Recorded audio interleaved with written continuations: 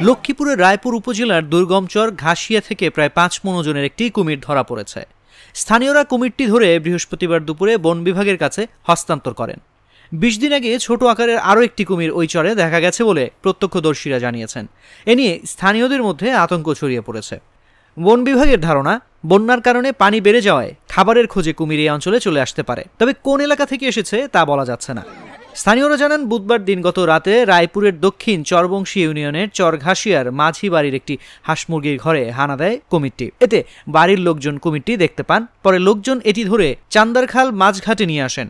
খবর পেয়ে ফায়ার সার্ভিসের সদস্যরা কুমিরটি উদ্ধারের পর বন বিভাগের কাছে হস্তান্তর করেন।